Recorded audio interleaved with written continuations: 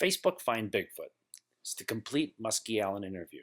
This is the complete interview with Musky Allen after he viewed the body of a Sasquatch in Las Vegas in February 2013. It includes an extra 20 minutes of description that is unsolicited. As you can see from this post from January 14th, about 3 weeks before the visit, Musky Allen was trying to debunk the camper tent video.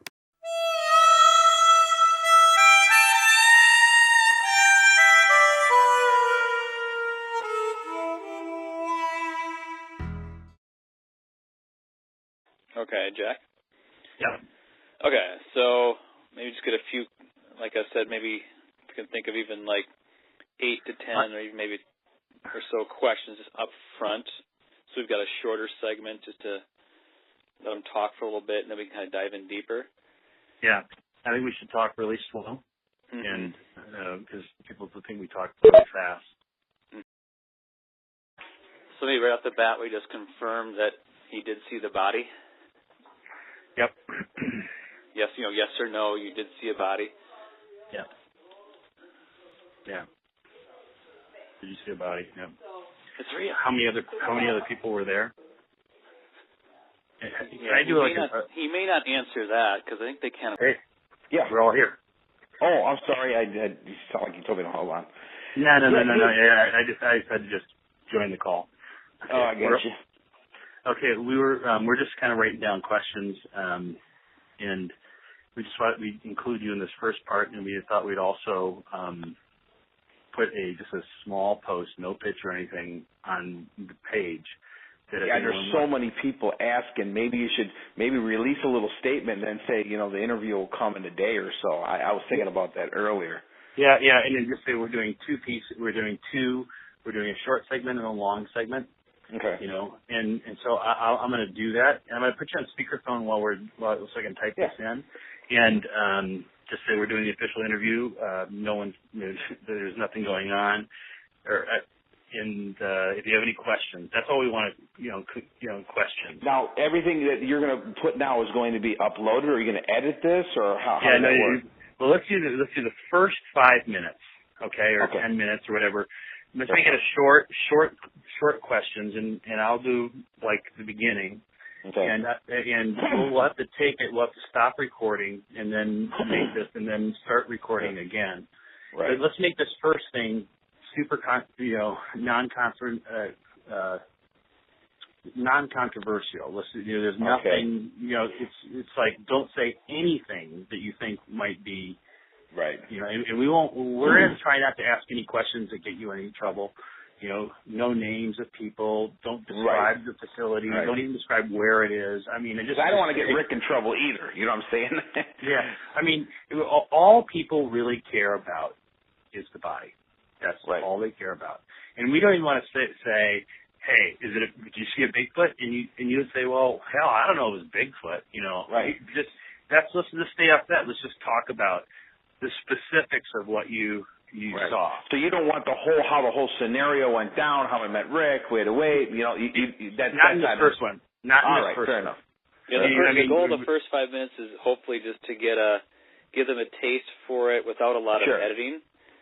So we'll just ask you. So I'm just going to run down some questions and see if you agree or that these are good questions. So Jack will do an intro, and then I'll follow up and just ask you. The first question I'd like to ask would be. Oh, I'm sorry, I was getting a little bit echo there. First question I would ask is, Musky, just describe briefly what you saw. That's one question. So I'm not even going to say it's a Bigfoot. You just describe how you saw, how you felt when you saw it. Okay, so you don't want a description of the room, just the physical body itself. Okay, I got you. Right, because we could probably get into the whole room later in the second segment. Yeah. Next question would be follow-up would be, did the visit with Rick Dyer turn out the way you expected it to? Right, You could talk about your anticipation, what you thought was going to build up. You may say, I walked away feeling, wow, I was amazed, or whatever your thoughts were. Right. Well, initially, I didn't think it was going to end up the way it did. Okay. So I can elaborate a little bit on it. Yeah. That's great. So the two kind of upfront questions, Jack, anything from you that you'd like to add to like a few questions up front? Those are the first two I thought of. But yeah, no, I think is there any chance you could have been fooled? Would be one, and just say were there other people present, and then you know just you say I can't say who, but yes you need to say that. Has there been any scientific work done on the specimen? No question, there has been. Yes, that I can. And and a lot of my descriptions, I can get into exactly what I've seen. There's no question people have worked and done some things on him. Whether it be preliminary or not, I don't know, because I don't get into that. But there's no question it's been dug into. Yeah. Yeah. Okay. And very good. Yeah. Like an autopsy or whatever it might be. Right. Right. Okay. Is it okay in this short segment to also give people a feel for the size? Just the overall size of the specimen you saw? Right. And you know, it's funny, too, because when I left there, I took all these notes. I didn't do them I only had 20 minutes in there, and we didn't even use that. Okay. And I took these notes on the ride home. And again, I was trying to process everything because, you know, I didn't expect that. And even the ride home to that 4-hour flight home, I was just processing everything still. It's like, wow, you know, and it's interesting. You know, I was almost speechless. What's interesting about that kind of reminds me of you know, people we interview who've had sightings. They're actually physically, you know, it's a visceral feeling. They're physically affected by what they've seen. Well, we should probably be a question. And then, you know, Musky, just try to talk slow. All three of us talk really fast. Midwestern fast talk. Right, just try, you know, and people will want to, you know, all right. Yeah, right, I got you. Yeah, and, but certainly the emotion is something that you want. I think we should talk about that. And, it took me back, no question. It took me back. You know, it was very surreal, and it's a shock, you know. It definitely was, and you know, I think I look back all the years and I say, geez, you know, this and that. Obviously, there was something there, you know, and I missed it.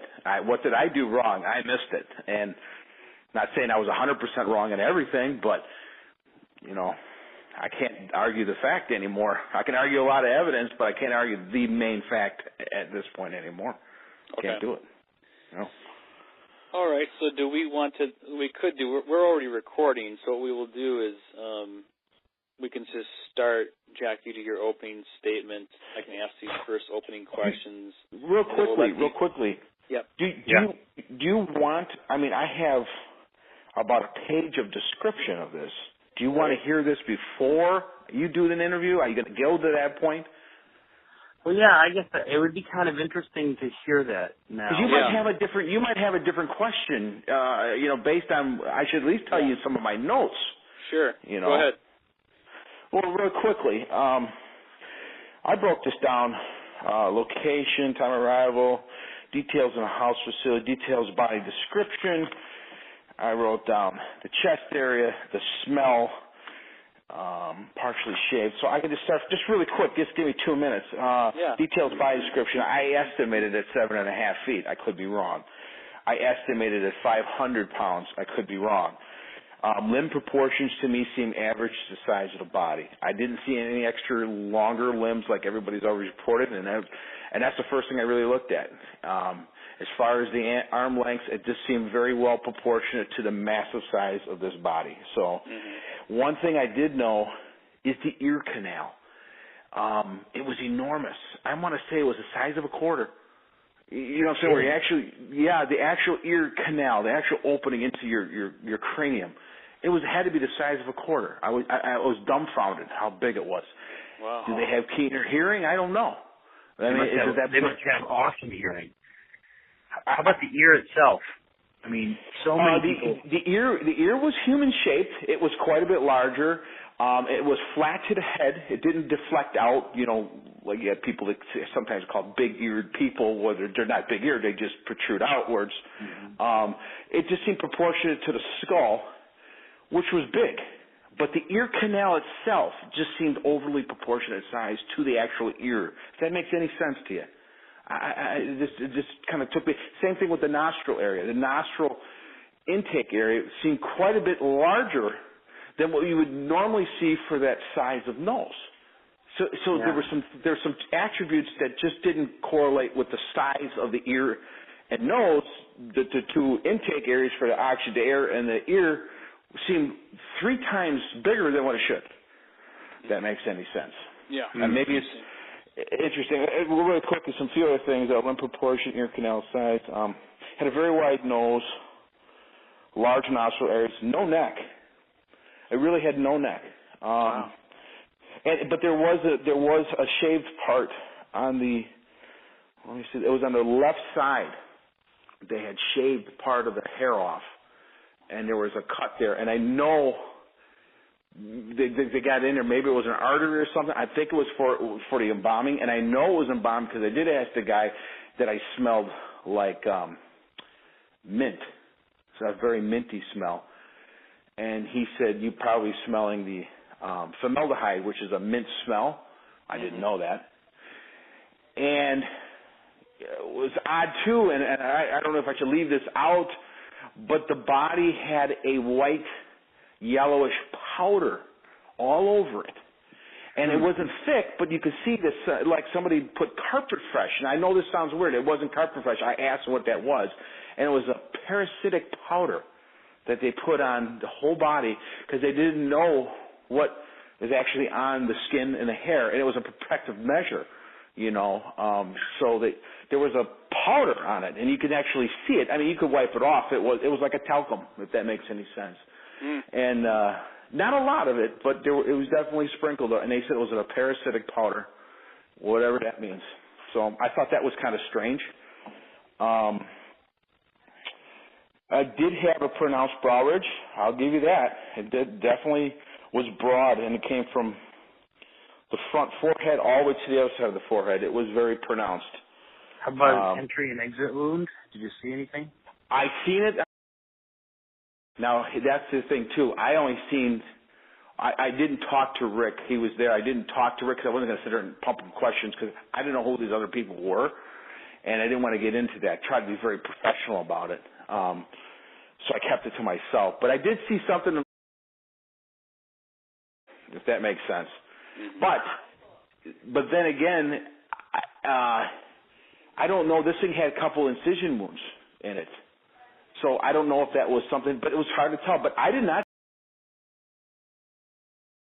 But I did see the pores of the skin because there was not a lot of hair from like the forehead back to the ear and across the face, and it was like from the lip down, I could see the pores of the nose, and I thought that was pretty strange, the actual skin pores, and they were very large. I don't know if it's part of sweating, what they do, I don't know, but I did notice the pores of the skin. What color was the skin, or was it too much covered with that talcum powder? Well, that's the other thing, too. Let's see. It had a large collarbone, had wide shoulders, and I actually have a measurement.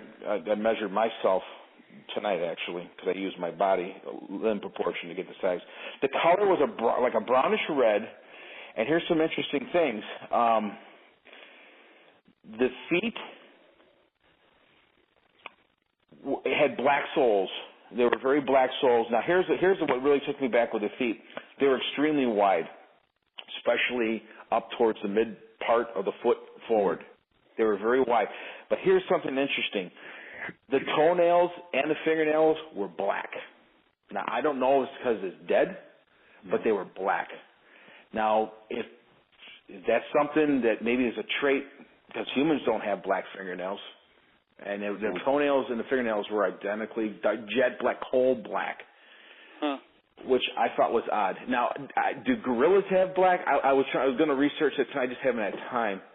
But it just seemed odd that they were black. The other thing, too, the top of the feet were completely covered with hair. Completely covered with hair. I mean, you could see very little of the toes. You actually had to move back to hair to see the toes because it looked like he was wearing a rug on the bottom part. What about the hair? The hair was coarse. I don't know if you guys ever pet like a German Shepherd, like around its mane. And I'll tell you what I did, and I hope they don't get on my case about it, but when I was stroking the hair, I was actually trying to squeeze my fingers together to see if I can remove some hair because I was going to put it in my pocket. You know what I mean? Because I was wearing a Parker jacket. You don't really see it in the photos, and I was just going to casually put it in and open my fingers, and if I had caught any hairs between my fingers while I was stroking, I squeezed it together. But I could not pull any hair out of that damn thing. I couldn't get anything. That's awesome. Yeah, I couldn't get any hair. It was very coarse, very heavy, but you think, even a human, if you run your hair through it and then squeeze your fingers together and pull back, you're going to get some hair. I couldn't get a freaking hair out of that thing. Well, that makes sense. I had to be very discreet doing this, too. Don't get me wrong. I'm not doing it. I'm doing it very discreet, squeezing my fingers together, and then looking at them, I'm like, I'm not getting nothing. Well, yeah, Jerry Trips followed, these really wide. I mean, he sounds exactly, up in northern Minnesota. He went for 3.5 miles, checked every single branch, and he just couldn't find, like little twigs weren't pulling it out. They don't lose hair. They just don't lose hair. I don't know how they're, one of my girlfriends, a gal friend that I know, she's got a German Shepherd, and every time I pet the thing, I look at my hand, and it looks like I just took off 50 strands of hair. I couldn't get any hair off that thing. Nothing. Even when I deliberately squeezed my fingers together, clinched, grasping a hold of strands of hair, pulling, and I'm feeling the pressure as I'm pulling it, and look back nonchalantly down at my hands, and I had nothing. I'm like, crap, I just wanted to get a few hairs and put it in my pocket. Nobody would have known. I couldn't get anything. Now, I'm going to go back into my pockets tomorrow morning and just turn them inside out and see if I actually did get it. I might have. I don't know. But I just haven't had time to do that. But I don't think I did. Yeah. Anyways, a couple other things I noticed, too. Top of feet were completely hair covered. There was a very little hair on the top of the hands, but I did notice that the hair on the hands were a little bit longer, and it actually had hair growing between its fingers. Now, I'm not talking at the base where your web meets your palm. I'm talking the actual fingers itself. Does that make sense? It actually has hair growing from the inside of the fingers. Bizarre. Everybody's got a little bit of palm hair on top of their palm, but it may be even up to your first knuckle. But this had actual hair coming down the sides of the fingers, if you kind of know what I'm saying. It actually had hair growing on the insides of the fingers, which I thought was bizarre. It was very light, but it was visible. Actually, it was visible from 5 feet away. I wouldn't think anything would grow hair there, but it did. I didn't think anything would grow so much hair on top of the feet, but it did. I just thought those were some of the really things, other than the size of the ear canal, that kind of took me back because it's not something you normally see. I'm sorry, you're going on. This is great. The tent video. I mean, if you were to say, is that the creature from the tent video? Looking at the face, and again, I have so much mixed emotions with that thing, I would say yes, but I'm also going to say something true, that I could tell you that this thing, now, I've seen the digital enhancements, I've seen MK's work, I've seen that video tens of thousands of times of Patterson. I can tell you this thing does not look like the Patterson creature. I mean, there might be some similarities if you really break it down, but looking at the video, looking at what I see in front of me, I can tell you that one's real and one's not. And I'm still going to debate the Patterson film, saying that is not a Sasquatch. And now actually looking at one, I could almost say, now, is there some features from 120 foot away on a grainy film? I suppose you could read into that a little bit. It's a female, too. I mean, yeah. True. It's a female, different part of the country. I thought about that. I thought about it being different regions, could be different. Yeah. Who knows? There might be different, strains of these things that are, bred differently. Who knows? What could be weirder than a Bigfoot? There's two big feet, types that are competing. That's one of my favorite sightings of all time is number one. Is of two Bigfoot fighting in 1969. These guys had just come back from the Vietnam War, and they went hiking up on Copper Mountain, right on the border. It's half in Canada, half in Washington. And they're like this, and they heard something. So they kind of come along, and kind of over this little ridge, and they look, and there is a about 8 foot tall auburn one with black feet. okay? Mm-hmm. And it is fighting what looks to be like an 11-foot tall black one with white feet. Wow. Yeah, and it was just, and then it describes in great detail. It's just by far the best one, and it just who would make that up? Who would make up a red one with black feet and a black one with like white pads on the bottom of its feet? Amazing. Right. Hey, Jack, and you look at about the regions too. If you look at bears, being brown bears or black bears, but when you get into the cold regions, let's say the Yeti, the Himalayas, or whatever, you got the white Yeti, which is contradictive when you want dark hair to absorb the heat, but yet they have black skin, just like a polar bear. Polar bears are white, they have black skin, it's better for heating, and it just seems odd that when you go into the mountains in the Himalayas, all the reportings are white Yetis. Well, are they following that same trait that the polar bears do in cold regions? White hair, black skin? Sometimes it makes sense, but that's my theory about it. Yeah, well, I think it's what we don't know. It's going to be very interesting. Right. So the 10 video, I would probably stay away from the Patterson-Gimlin film. Let's just focus. Oh, I'm not. Oh, no, I'm not going there. This is totally irrelevant. I'm just telling you my personal opinion. I don't see it. But then again, it's hard to judge a film to something you're looking at. True. And it's something that was 45 years ago. Who knows? Yeah. Okay. Okay. I really don't have more details. I have some minor stuff here, but nothing really stand out than really what I told you. Yeah. Well, so let's do segment number 1 then, and then let's start in 10 seconds, and then I'll just do I'll do the intro, and we'll get going. Just let me gather my thoughts here for a second. Yeah. Sure.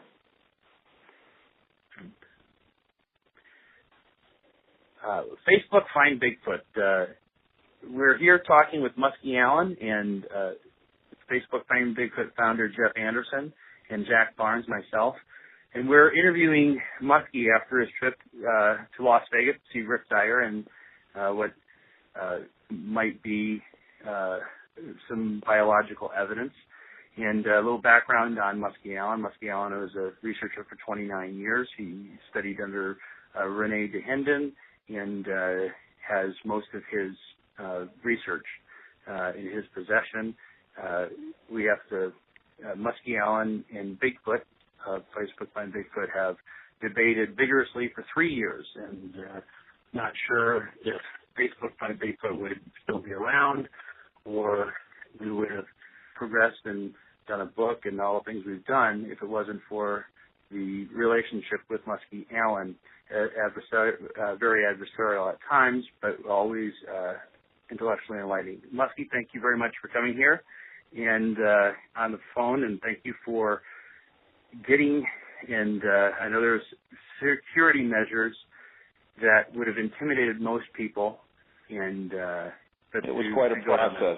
Definitely quite a process prior. Well, I'm going to turn this over to Jeff Anderson, and maybe you want to start here and take over. Yeah, thanks, Jack. Welcome, Musky. And I think for the benefit of the fans, everyone's so curious, we thought we would, as Jack mentioned earlier, we would record this in 2 segments. This first segment will be about maybe 8 to 10 minutes just to give the highlights, and then we'll edit this, and then we'll take a larger, longer segment and do a deeper dive into some descriptions. So our first hope is just this first segment to give you the highlights so you can get it out onto the page as quickly as possible. So Musky, so everyone's really curious.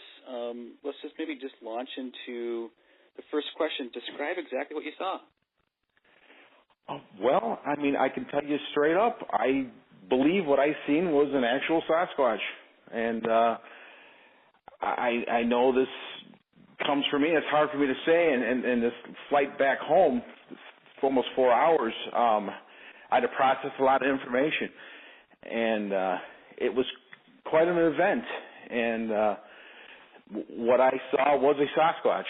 And there's no question in my mind. It was, at one point, a living creature. When you left to go on your trip, did you expect it would end this way? No. And in fact, even when I arrived, I expected this how I thought it was going to turn out to be, an elaborate hoax. an April Fool's thing. I expected it, but as the time progressed, and I was only there for a short time, about 14 hours, it became more reality. I couldn't discredit it, especially when we were actually making the trip there. And, I gave him ample time to call it off and don't waste my time. And he was steadfast in proving his point, and he did. He did. Any chance that you were fooled or hoaxed? Absolutely not. And I can tell you several reasons. One, I didn't view this creature from a block of ice. I didn't view it from a videotape. I viewed it standing next to it and was able to touch it. There were several other people with us at the time, so I had to really watch my P's and Q's. But just based on where it's being housed, set the reality stage that this is not a hoax. This was not in a freezer next to somebody's pickup truck behind their garage. Just the setting of where it was at pretty much told me that this is the real deal. Mm-hmm. Did you see any evidence that scientists or medical staff have done any examination of the body? I did, and just so you know, I only had 20 minutes. Matter of fact, we were only granted 20 minutes to do what we wanted. But yes, there was some shaved areas off the body, the neck. There were some incision wounds. There was no question that there was some second. Matter of fact, even the areas that were shaved off the body, the hair was collected and put into plastic bags that were taped on the gurney bed. So nothing was on the floor. It was done very professionally. What exactly was done to it, I don't know. But maybe it was part of the preservation process, which I did ask that one question because I did smell something, and they told me it was the menthol smell was part of the embalming process or partial embalming process. Mm-hmm. What the logistics of was and what it did, I don't know. I don't know. But based on the facility housing, they were well equipped to do whatever it took to keep it preserved, and whatever studies were taken on it, it was definitely the place to do it. So take a few minutes and describe exactly what you saw. How was the body, and give us some details. The body was laid out, flat, arms to the side, on its back. It was on an ambulance stretcher or a gurney, so to speak. They did a makeshift end to it to extend the length of it. We were able to walk right up to it. It was large. It was big. I'm guessing, I'm saying close to 8 feet just based on the length of the gurneys. Huge wide chest. It was a brownish red in color. The eyes were closed. The mouth was closed. Incredible detail on the face. I was able to see the pores of the skin, the fingernails, the feet. And we can get into other descriptions of it, but that's basically what I seen was a Sasquatch. It was large, weight-wise, I'm guessing 500 plus. I was able to do a slight measurement on the shoulder to shoulder or collarbone to collarbone based on my size. Like from the center of my nose to the end of my tip was from the center of his head to his shoulder. So I'm guessing we were looking at least 38 inches shoulder width. Mm-hmm. It was quite big. It was quite large. And it was impressive. You mentioned the face scary. and saw the detail. Do you think that is the same Bigfoot as shown in the now infamous camper video? Looking at it again after seeing this, I say it's a very good chance. The physical look at it, and again, the camper video shot through a mesh tent, so it's hard. But I would say that there's no question. I mean, I'm more apt to believe it now than I did before. Mm-hmm. But I would probably say it's the same creature, no question. Describe the hands and feet, because that's we always look for footprints in the forest, and Some people get knuckle prints, but describe the hands and feet that you saw. Yeah, which is interesting too, because and even with the arms, the length of the arms was proportioned to the body. I did take crib notes when I left there because I wanted to freshen my head. The hands were large, but it was large to proportion of an 8-foot body. So I don't want to say they were out of human or out of range to the size of the body, because it wasn't, but they were way bigger than my hands. Of course, it was an 8-foot creature. The top of the hands were hair covered. There was hair growing between the fingers. It had black fingernails. Facebook, find Bigfoot.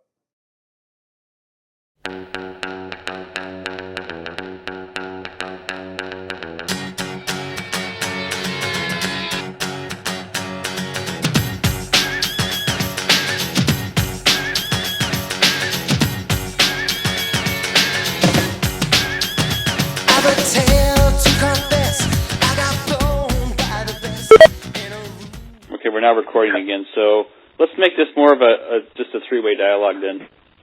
Okay. Do I just do another intro, Jack? All right. This is part number 2. I'm here with Jeff Anderson, Facebook Find Bigfoot founder, and Musky Allen, who has been our most prolific poster over the last 3 years, and he is also a very knowledgeable Bigfoot researcher turned skeptic, and but very analytical. And he was chosen to go view the body of a Sasquatch somewhere within a certain distance of Las Vegas, Nevada. So, Jeff, you want to just keep going here, and should we start from the beginning? How do you want to do the second, longer segment? Yeah, we were just doing some details of the body, and I just wanted to ask one more question about that, and we can keep going there too. But Musky, describe the color of the skin tone. The hair was a brownish red, and the skin tone, again, on the backs of the soles of the feet, I noticed were extremely dark brown, if not black. But being hair covered, it was difficult to say. The face was more of a, believe it or not, like a tannish color.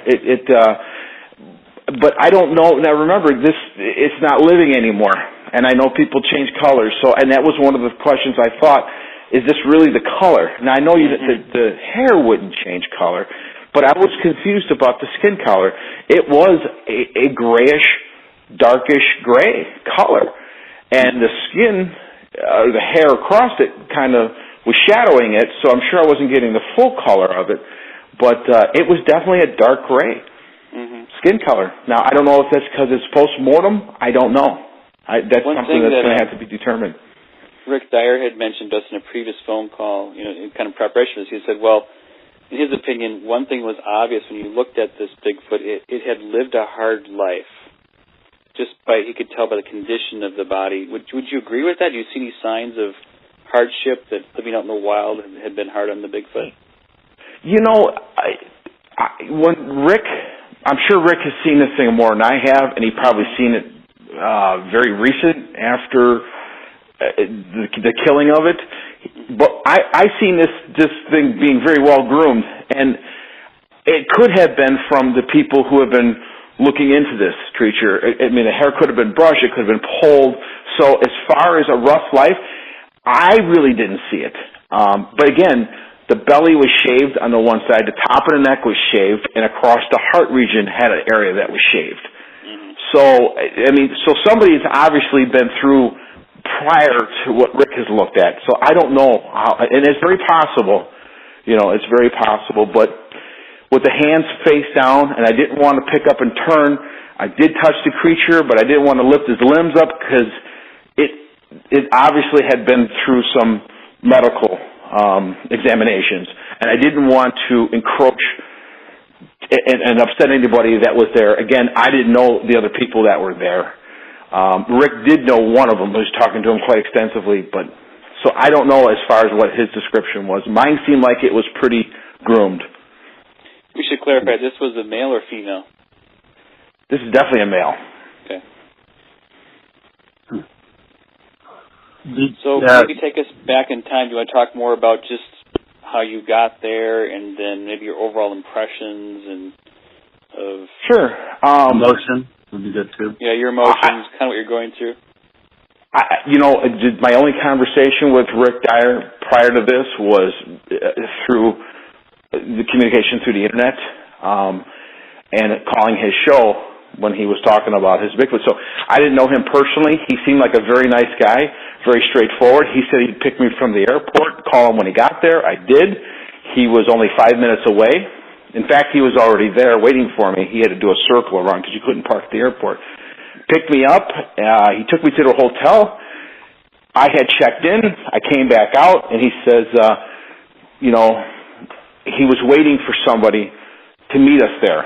And the gentleman he was waiting for didn't show up. And he was quite upset, and he was burning his phone. And he's looking at the time, and he says, listen, I only got a short amount of time for this. Now, mind you, I didn't get there till 8 o'clock, so I'm thinking, well, we got a little bit of a drive to do. Rick did not wait.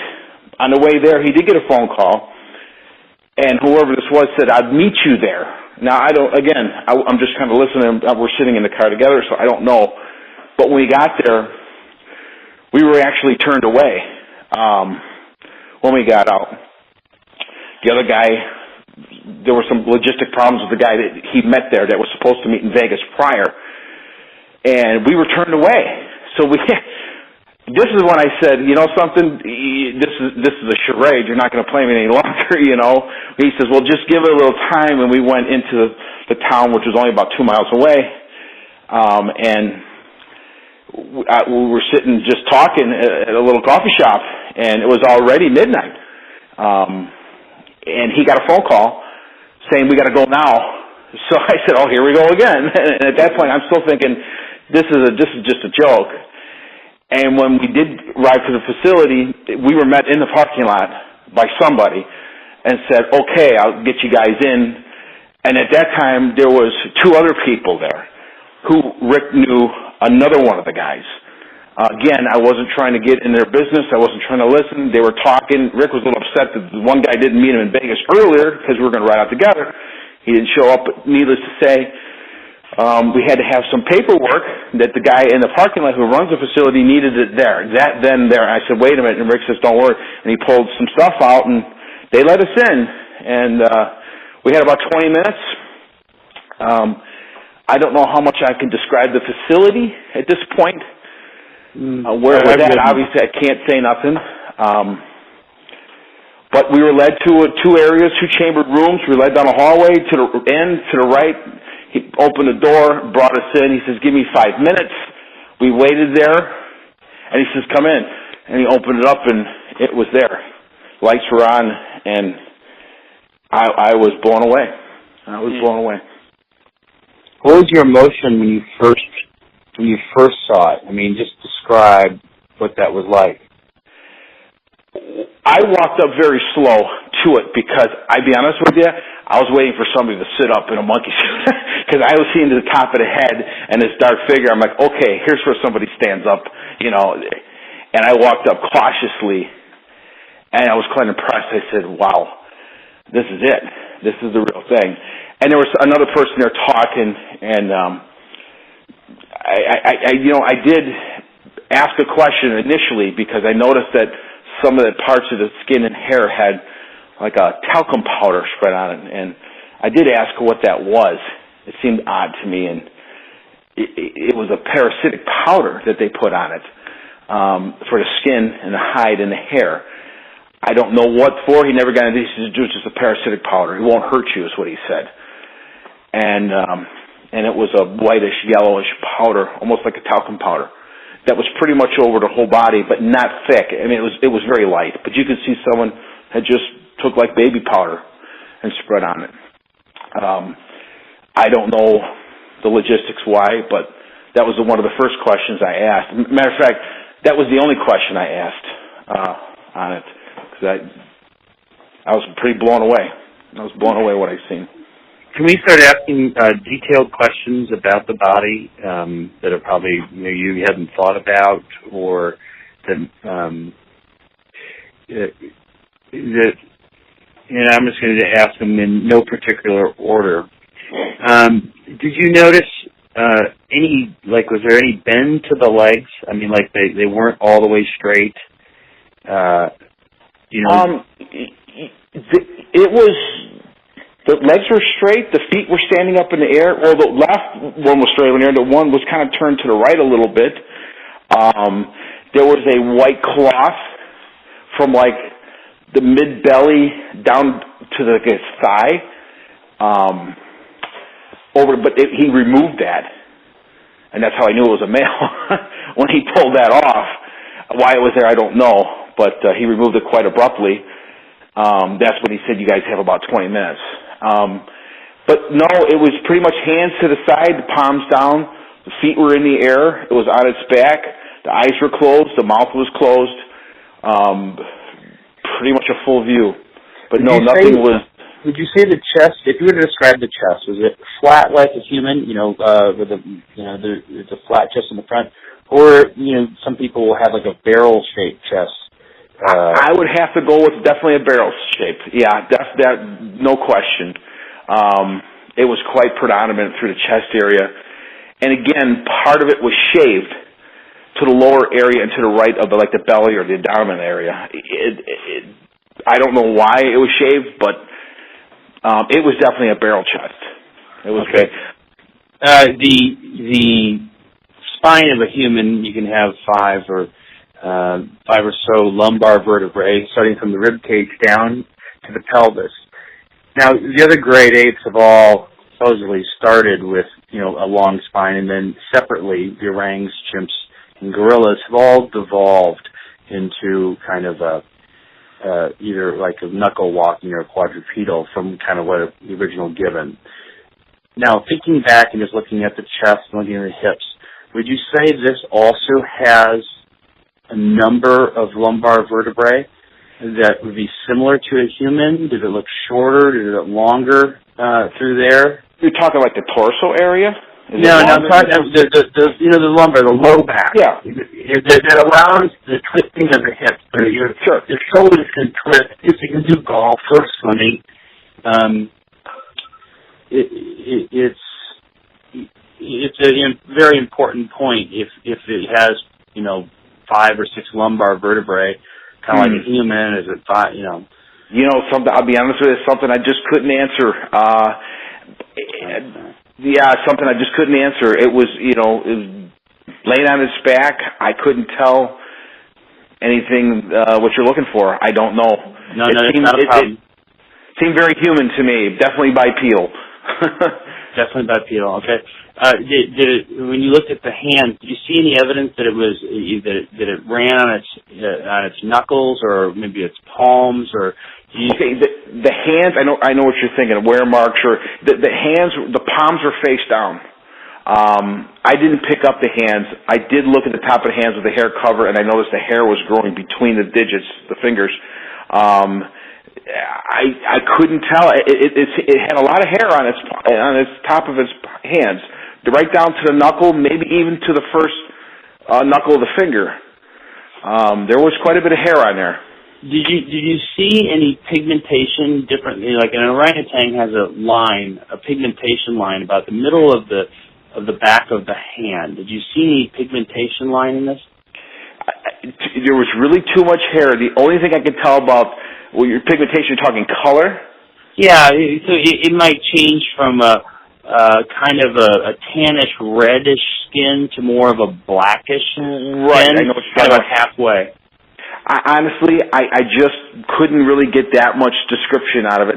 The one thing I can say is that the nose underneath the eye regions was basically bare skin, and I did notice pores of the skin, quite predominant too. I mean, you didn't have to really look. I could see it.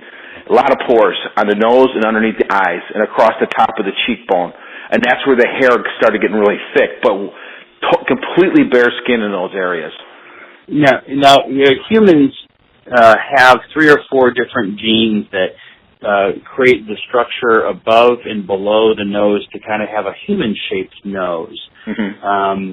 Can you describe the nose, and did you see, just without... The nose started exactly where our bridge of the nose starts, between the eyes. It came down, didn't come down any further. There was probably about 1.5 inches separation from the bottom of the nose to the top of the lips. The lips were heavy. They were very thick, very wide mouth, extremely wide mouth, actually. The mouth was closed. A very wide nose with large nasal passages. As far as the shape, I mean, just a general flat across the top and a wide spread on the base of it. Other than that, it looked pretty human. Okay, very good. Jeff Anderson did a very long interview, or a good interview, with a man you happened to see a Sasquatch face and be able to study it through binoculars, peeking around a tree for about 20 minutes. And he basically felt that the nose and the cheekbones were like when it turned its head to the side, the cheekbones were so pronounced they could almost hide the nose. You know, do you know what I mean? I will say that, because I said with the cheekbones below the eye, that's about where the hairline started getting real thick. I did notice that those are pretty forward out. I won't say they'll meet to the bridge of the nose or to the point of the nose, but they were pretty predominant right where the hairline started at that cheekbone, at the top cheekbone beneath the eye. It was very, how should you say, very strong. Very, looked like it could take a punch. Okay, it just had a very strong, predominant look to it. Okay, the number 3 video now is, but as we rank them, is the woodpile thermal, and one of the reasons is that you could measure the width of the eyes, and it's substantially larger eye width than a normal human. Your normal human's between the center of the eye about 2.5 inches. Describe the eyes and the eye width. Okay, the eyes were closed. I'll just say that the basic size of the head was enormous. Mind you, from shoulder tip to shoulder tip was so impressive, it actually blew me away. So when I'm going off that scale to measure the size of the head was large. It was very wide and very square. Again, the square jawbone was even with the hair on it, you could see the full square. But as far as the eyes spread apart, I guess it would be far apart, considering the whole width and size of the head was enormous. But again, it was an 8-foot creature. Yeah, would you say, people have said that the head of a Sasquatch might be as wide as 12 inches. If you're talking 36 to 40 inch wide shoulders, sure. That proportionately it's maybe 12 inches, which is quite a bit larger than a regular human. So You're saying compared to a human, it's a lot larger. It's much larger. Sure. If you took the eye width from an average human to what I've seen there, it's quite a bit wider. Sure, but the whole head is. So when you look at it ratio-wise, based on proportion, it's proportionate to the body. Comparing it to a 5'10" human, it's considerably wider. But the head is enormous. The head is absolutely enormous, and it looks like it's just sitting on the shoulders. So when you combine that to an incredibly with collarbone, with this massive head sitting there with virtually no neck, and the only reason I knew there was a neck is because part of the neck was shaven. Some of the hair was removed. And it was impressive, very, very impressive. Oh wow! Okay, well I'm gonna keep going here. Of course, one of the things that you talk about is the heavy brow ridge, and it was all the way across.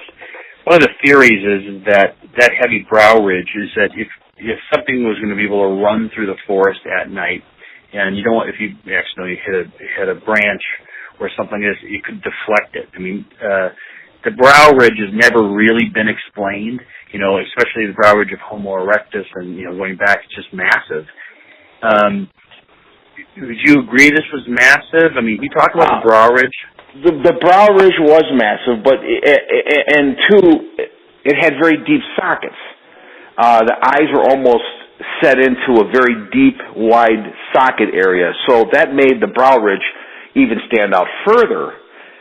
I see what you're saying, getting a branch in your eye or something, where humans, you got the eyebrow and the eye pretty much almost at the same level, but with a recessed socket and then the pronounced brow ridge, you would have that protection area. And I'll agree with that, because you definitely could see that in there. And I think it's a combination between the deep socket and the heavy brow ridge. But it definitely kind of gave it a protected area for the eyes, no question. Yeah, you see that also in Homo erectus and Homo heidelbergensis as well. Now, over time, this is something you probably have, these ancient human-type creatures, back to Homo erectus, there is a ridge that goes from that brow ridge backwards, okay? And it's never been explained. But it's probably 3 to 4 times thicker than a gorilla. I mean, it definitely has a purpose, but it's undefined. Did you notice a ridge from the middle of the brow ridge backwards? Backwards towards, like, above the ear? Yeah, no. Like, imagine between the eyes, above the nose, backwards toward, like, the middle of the head. Imagine that it's just... Okay, upwards, you mean? Yeah, straight back. Okay. I really didn't. I'll say that the forehead had a good slope to it, just above the brow ridge. It kind of dropped back fairly quickly. But then the hairline started there, and it was probably 4.5, 5 inches thick above that area. So it was hard to determine the actual cranial dimension and the actual angles and proportions. But it was impressive. One day everybody will be able to see it. I don't know. The description, I had 20 minutes there. Can you describe the ears?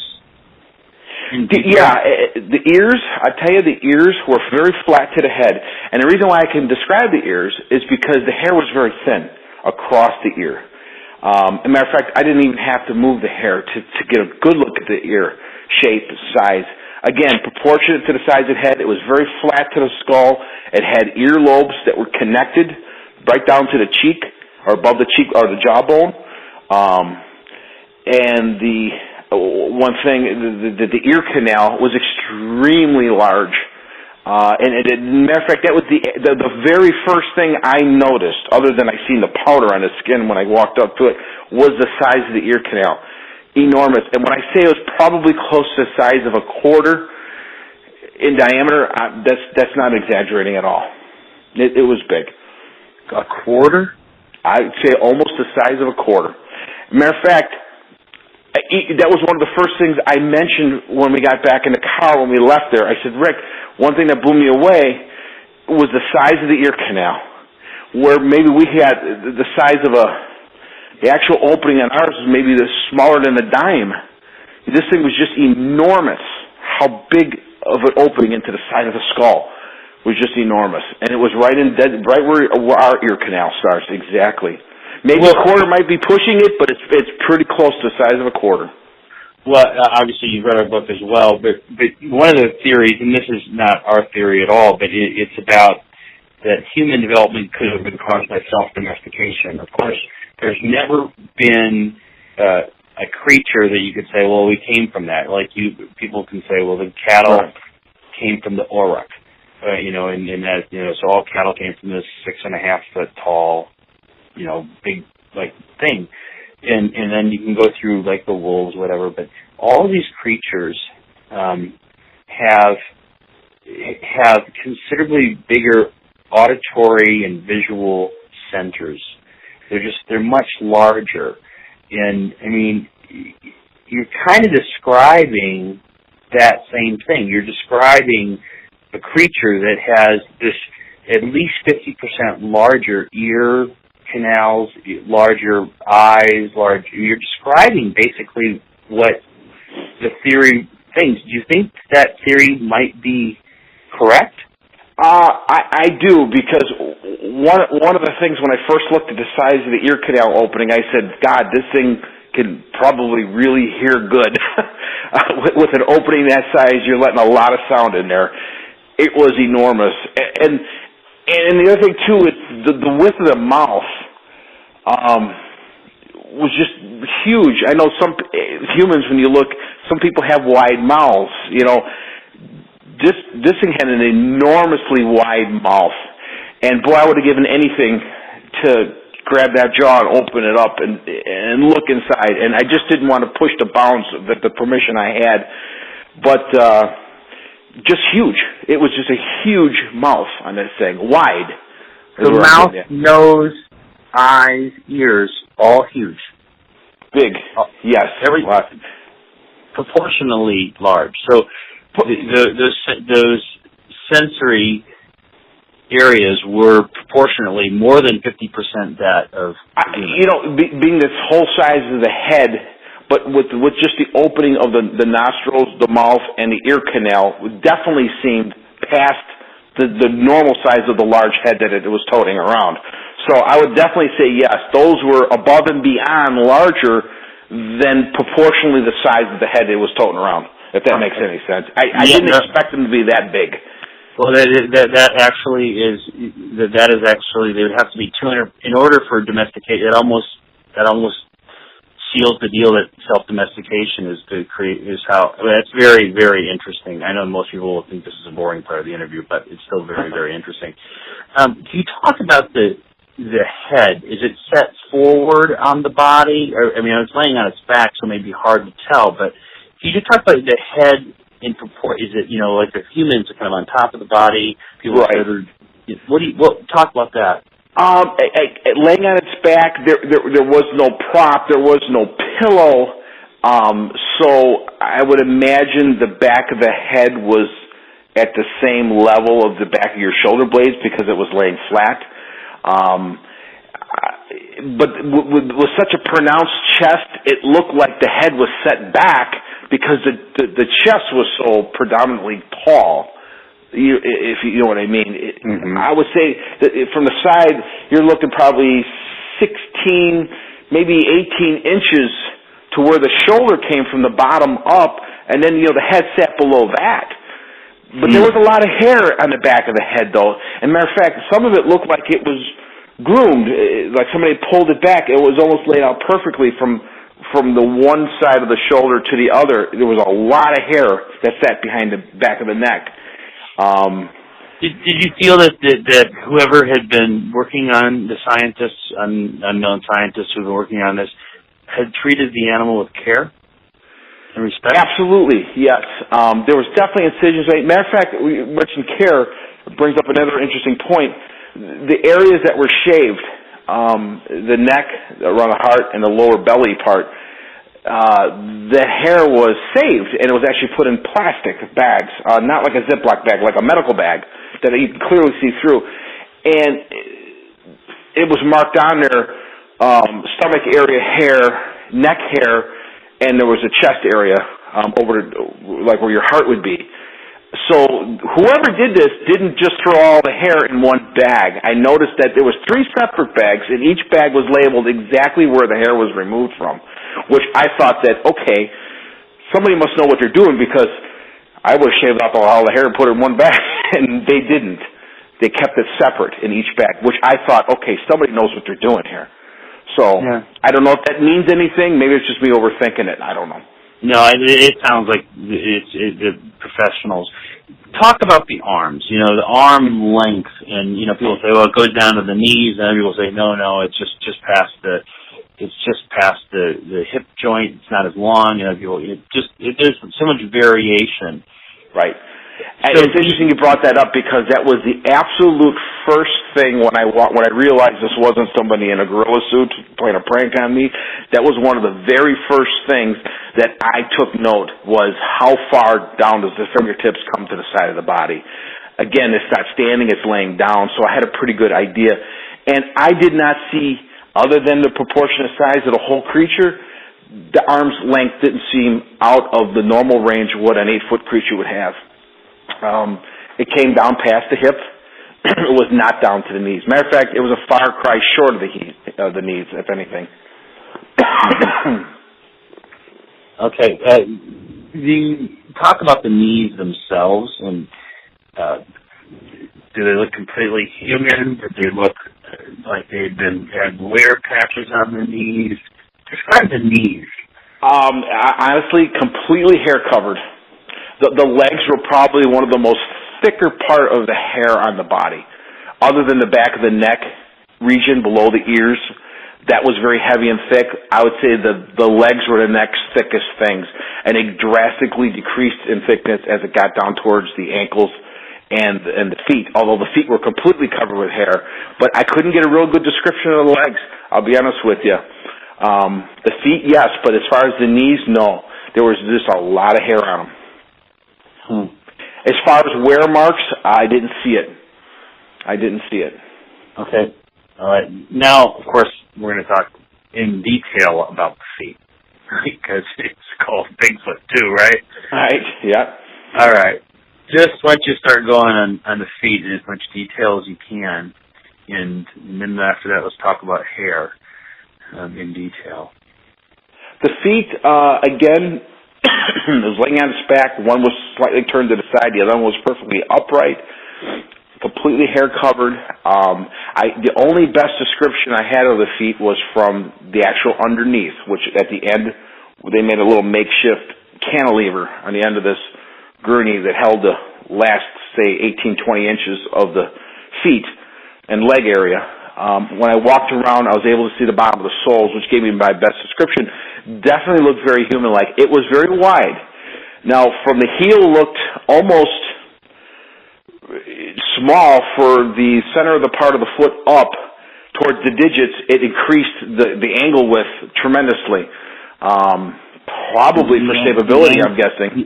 The angle width? Right? The angle, yes, it almost V'd out. It came past the heel, looked at, size proportionate to the size, and then it got very wide, very fast, very pronounced, very quick. It seemed pretty flat to me. I didn't see any, your mid-tarsal break areas. Again, and it's funny because that part of the whole creature was the part that had no hair on it. So, I was able to get a lot of description of it, right down to the digits.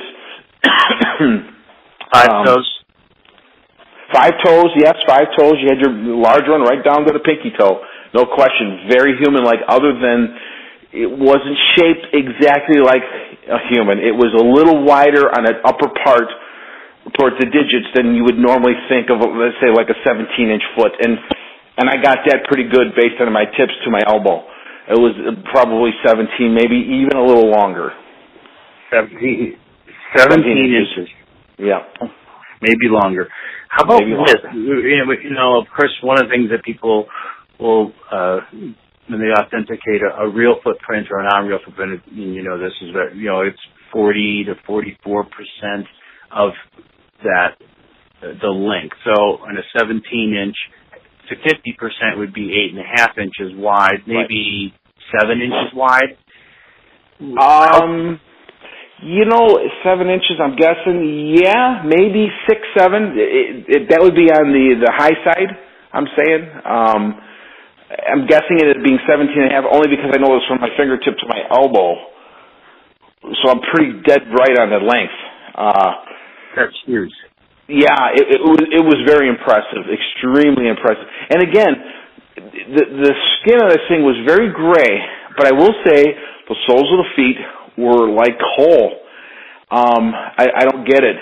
But again, I can't see the color differentiation change as it rounded the top because that's where the hair got real thick. So I was unable to tell where that color transition changed because the rest of the skin, when you pull back the hair, was gray. It was odd to me. It was very odd to me. Well, yeah, one of the very interesting, probably best encounters of all time, there was 2 Sasquatch fighting in 1969 by 2 guys who just had heard something, and they saw in the small clearing, and they saw approximately the same size creature you're talking about with kind of an auburn brown hair with black feet. And what was odd about it is it was fighting a much larger black one that could have been up to 11 feet tall that had white. The bottoms of the feet were white. And, I remember reading that and go, that is an amazing, who would ever make that up? Who would ever make up, and then how they were down on their knuckles and they're throwing dirt at each other, and it was just, it was very detailed. But you're describing almost in detail what this man saw in 1969 and it has his jet black feet. Yep, it had just like and the toenails were thick and heavy, extremely thick toenails, and they were also the color coal, and the fingernails were the same way, and it was and you really see the color difference when I say gray. Maybe it wasn't that gray on the hands, but when you go from a jet black toenail or fingernail to a gray skin, there's such a different color change. Maybe the skin wasn't really gray, but the fingernails were just so dark, black almost. And the same thing with the toenails were completely black. And I didn't have to pull much hair away to see that, although I only looked at the big toe.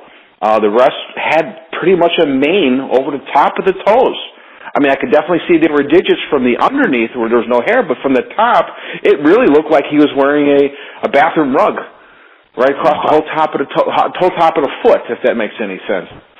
Amazing. Yeah, I know. It makes sense. It's just. It would have to.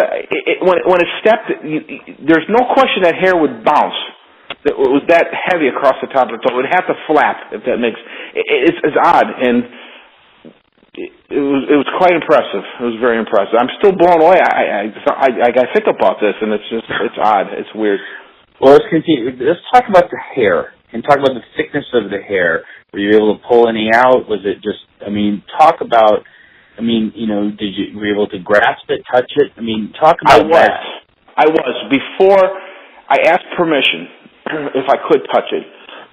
That's when we brought up about this powder that was on it, because I didn't know what it was, and I wasn't going to touch this thing with this light powder that was spread across it. And he told me what the powder was, and he said it was harmless, and he says, go ahead. And I know somebody who has a German Shepherd, and it's very thick, very coarse hair. Even if you touch a bear hair up around the mane and the neck, behind the ears, is very thick, coarse almost. You can almost feel every strand. This was the same way. The hair didn't really change like a rabbit or a cat. You got your taller hairs, and then when you dig down, it's almost like a fur across the skin. This wasn't this way. This wasn't this way. It was thick, right down to the skin. And actually you have a lot of trouble pulling the hair across to actually get a good look at some of the thicker parts. And it's funny you mentioned about the hair, how strong it was. I actually tried to pull a little bit between my fingers as I clenched down, and I couldn't remove any hair. There was no fine hairs, there was no thick hairs. And when I stroked it, when I dug my hands down and pulled back, I actually looked to see if I did remove it, and I didn't. So it was definitely very coarse, very sturdy hair. When Jerry trips this March in northern Minnesota into Ontario, followed a 3.5-mile trackway, he followed a similar 15 to 17-inch print with similar width, and followed it, and it would break branches, and as it would go along and walk on logs, he kept looking for. He thought, well, there must be a hair that would have, fallen off or whatever. So, are you saying that the hairs are firmly attached? Yes, and for years, anyone except for follow me, even back in the days, I always said, "Where's the hairs? Show me the hairs." And you see these pictures on the internet, you see a clump of hair. Absolutely, you cannot remove hair from these things. They are on there. These hairs don't fall out.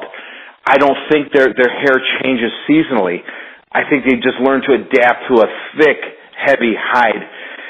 It changes in variations across the body, though, and maybe that's the way they're designed. They're heavy and thick at areas, and some areas it's lighter, but it doesn't change the coarseness of it or how strong it's attached. These things don't lose hair, and if anyone's looking for hair, I'm convinced you're going to find it, because I sure as hell couldn't pull them out with my hands.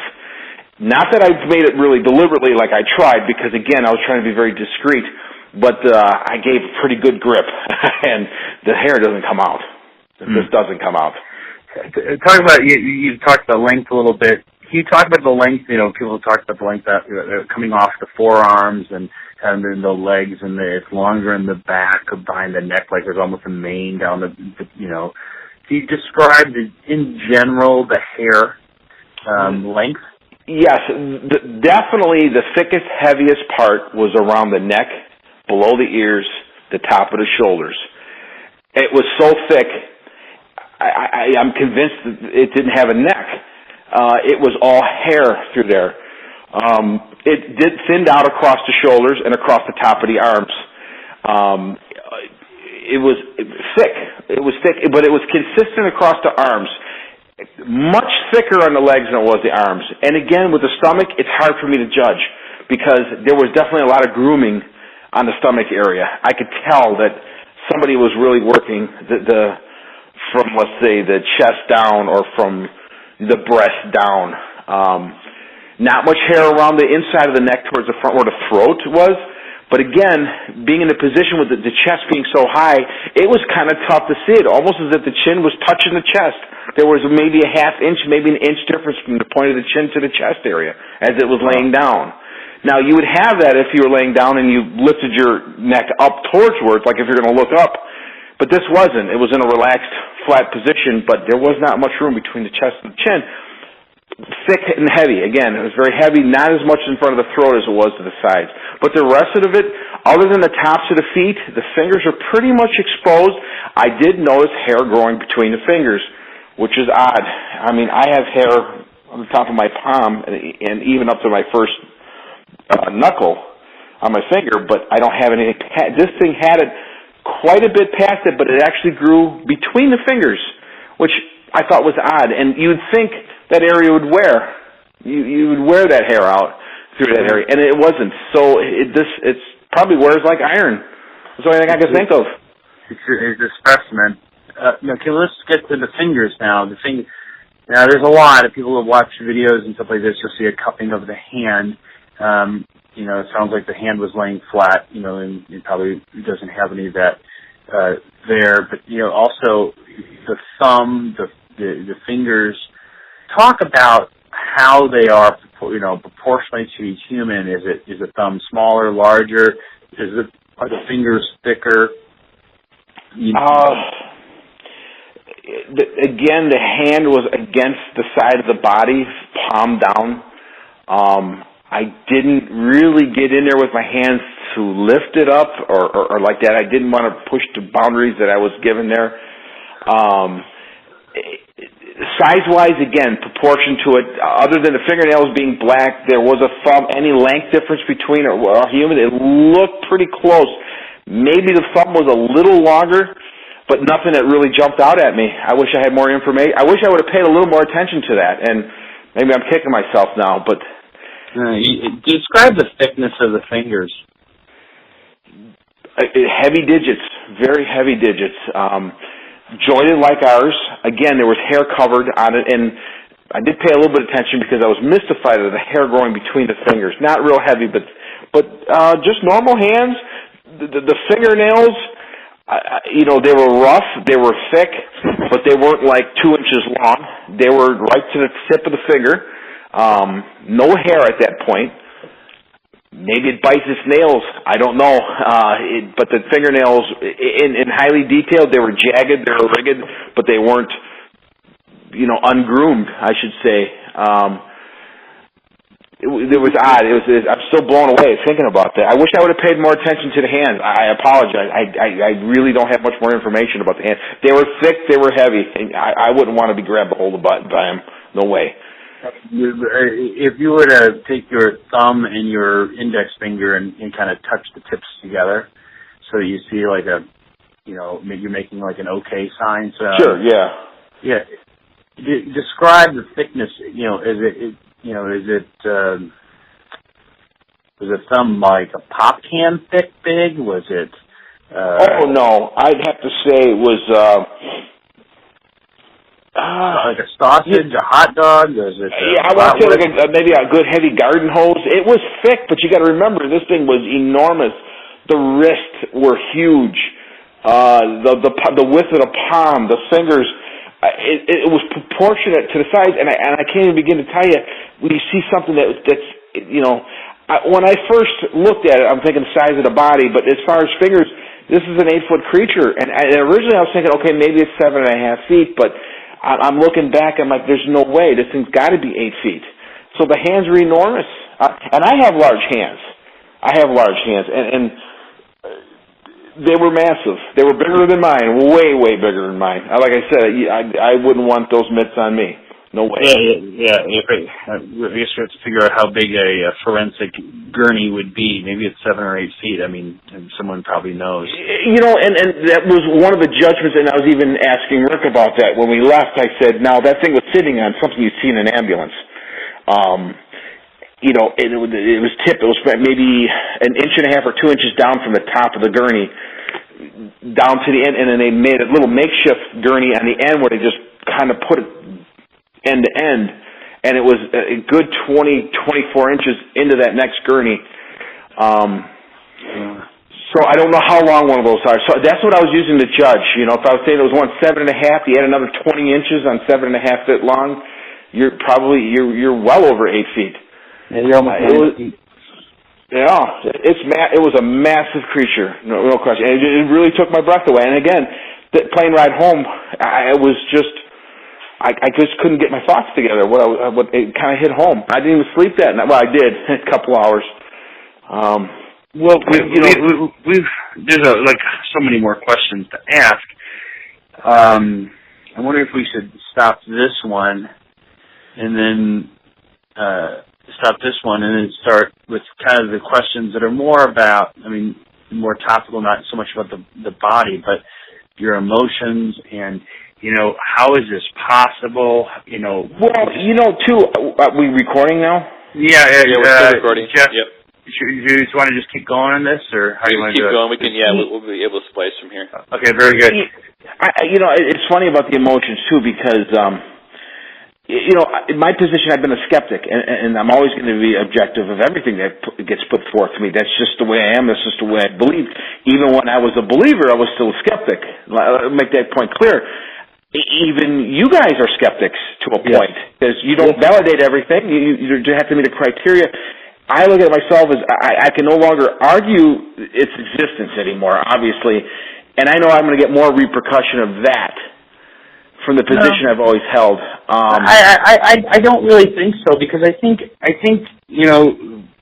the explanation for Bigfoot was so many people were coming up with explanations that were so preposterous. UFOs beaming down, and people were going to really get upset about that, or they some people were like, well, they go through portals and trees, and they ridiculous.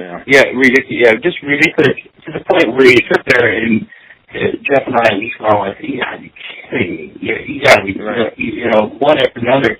And too much of that, and it actually will drive almost anyone to skepticism, because the question is how can something 9 feet tall hide so well?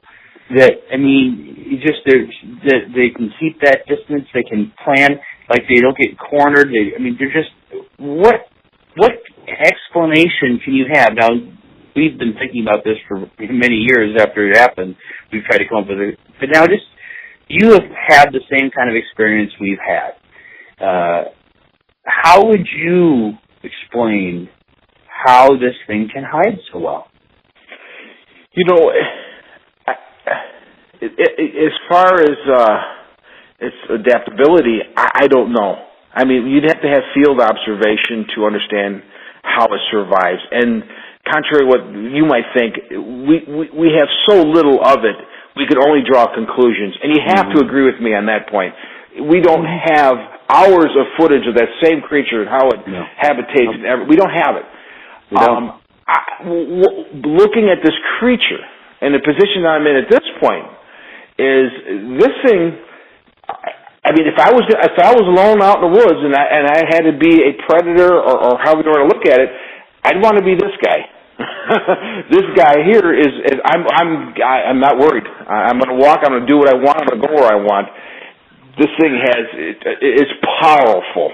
It's extremely powerful beast. Okay, let's go back 2.5 years.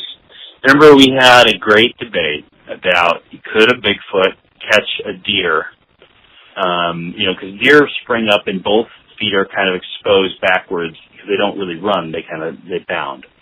And we had a great debate about if a Sasquatch would be strong enough, fast enough, large enough to be able to catch a deer. What's your thought? You bring up a point, and I have a good argument here. To outrun a deer, it's all about your focal point of turning. Deers don't run straight; they run left, they run right. When you got a creature 8.5 feet tall, where's your pivot point? It's at your waist. Now, when you got 300-400 pounds of mass above your waist, which is already in a high position, you are in no position to do a sharp turn, a left turn, a right turn. What goes in motion stays in motion. So when you got 400 pounds at 25 miles an hour and you want to do a quick 90, it's physically impossible, where a deer can do that. Deer, probably one of the reasons is being 4 legs. I will say this. If this creature had the ability to get its hands on it, it's done for. It's not going to escape. He's got it. I mean, he can kick and do what it's got. This thing would snap its neck in a heartbeat. But it's got to have some sort of strategic advantage that a deer will. There's no question a deer will outrun this thing. But does the strategic advantage of this creature, which I don't know what it has, can it overcome? How about if it were to pull on trees? That's something people have seen them going away, and they see the trees rocking, almost as they're kind of like a given. Use the trees to swing through the trees. What if it used the trees as it ran? I mean, as either going in the trees or seeing something this big would be hard to get into the trees. And something maybe that would help its stability, but you'd have to predict the deer's movement prior to him grabbing that next tree ahead of him. So I think it's physically impossible. It might use it for trekking along, maybe for stability, maybe to silence itself so it doesn't step quite as hard. But as far as to chase a deer down, there's no way the Sasquatch can predict that deer's next move to the left, next to the right, to put him in position to grab a tree to help him outrun it. I still don't buy it. But what I will give you is, obviously, this thing has lived, it's survived strategically and elusively. If it can do that, I'm sure it has a tactical advantage of catching a deer that maybe we don't have. Well, can it outrun it?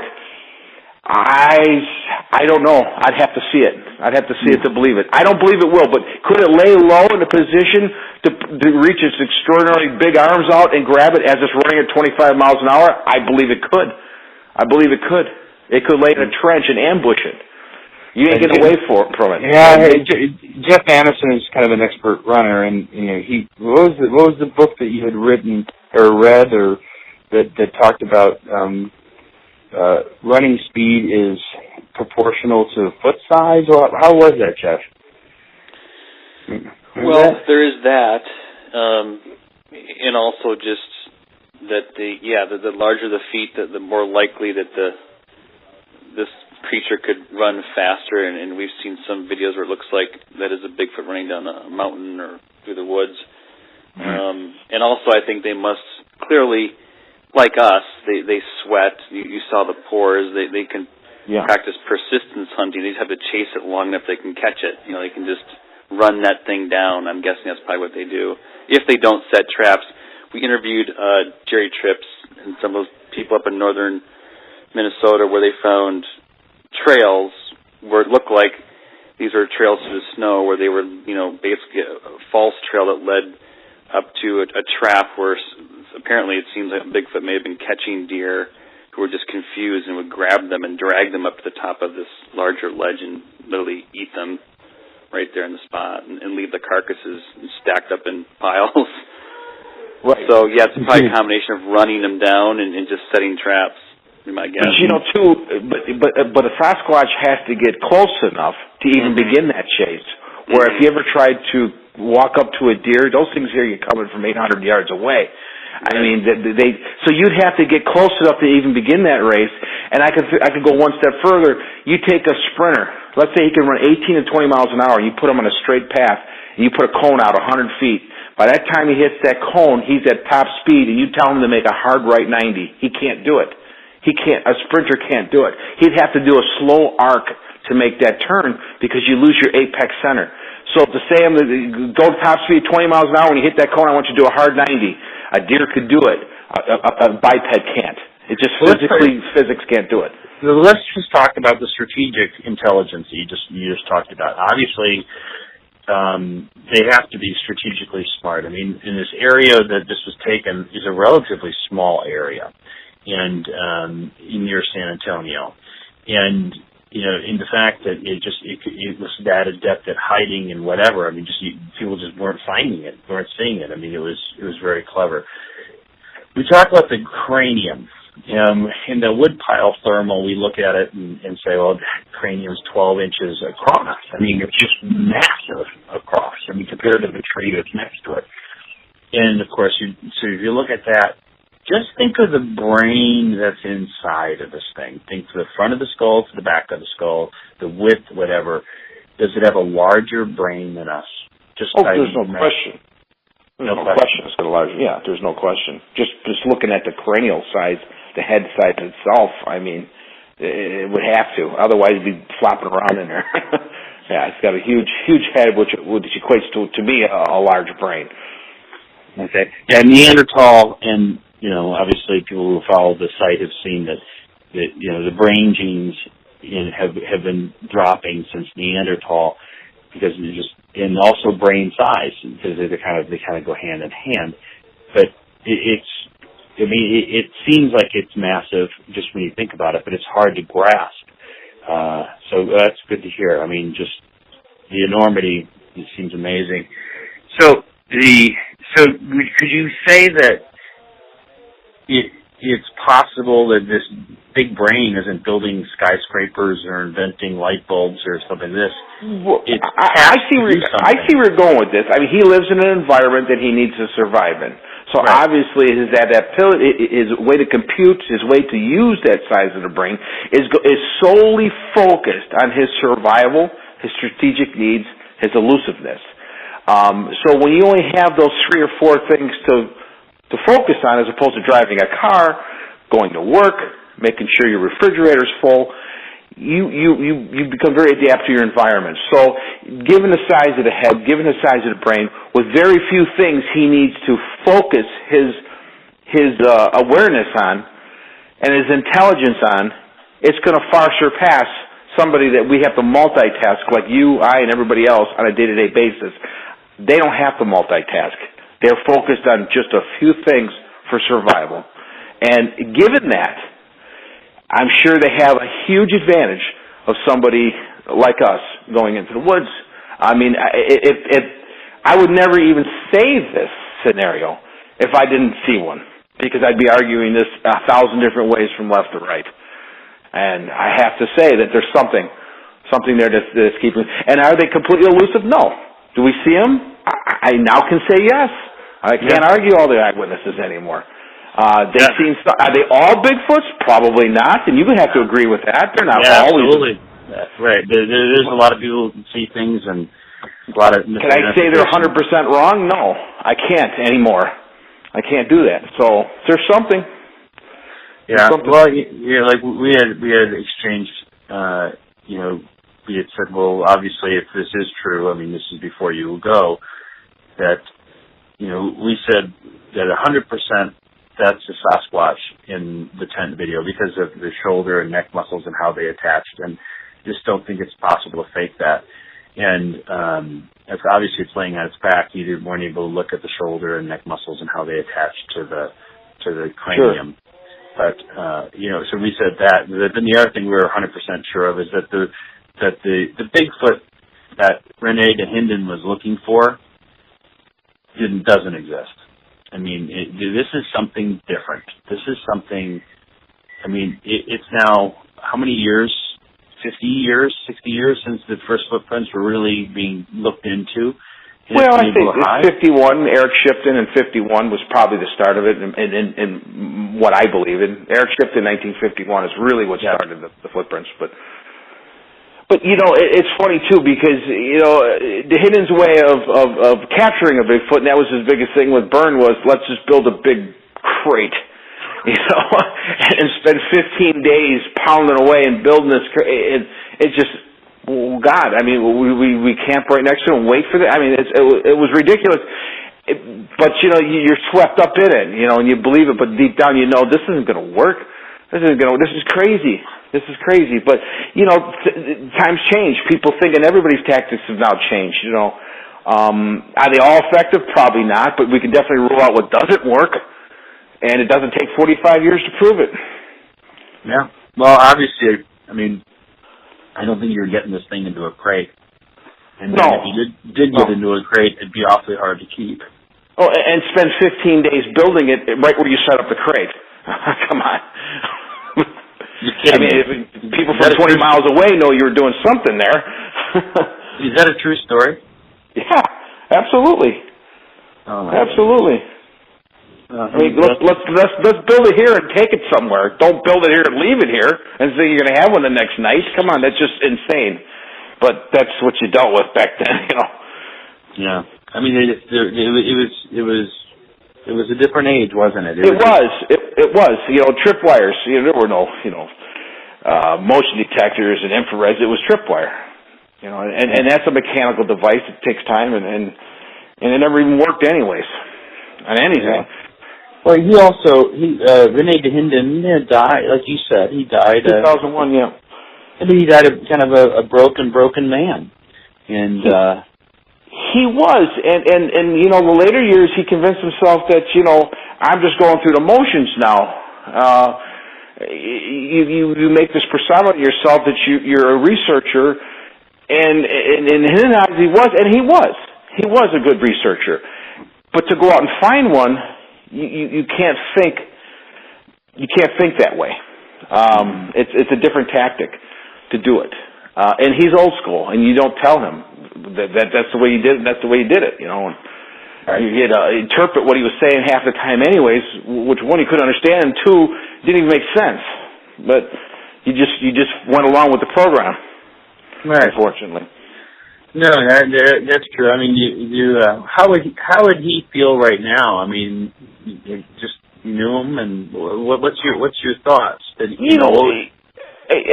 remember back, in what was it, 90, just before they opened the Flats Museum. Was it 99? I know, like the year before that, he said, he spent his whole life searching for something that probably never existed. Once you have that mindset, and that's the mindset I had 5 years prior to that, so you're already thinking that whole way of thinking, but. You listen to a guy that you respect and that has been doing it before you were born. I was 16 years old, 17. I mean, that's when he first started with it. That's young. So you look up and you listen and you follow what he says, and here, look this stuff over. This was real because she said it was. And you're swept up in that. But then when you look at it and you analyze and you weigh it out, and you're like, wait a minute, this matches the same thing I just heard from this lady. And they both don't make sense. It's just you value.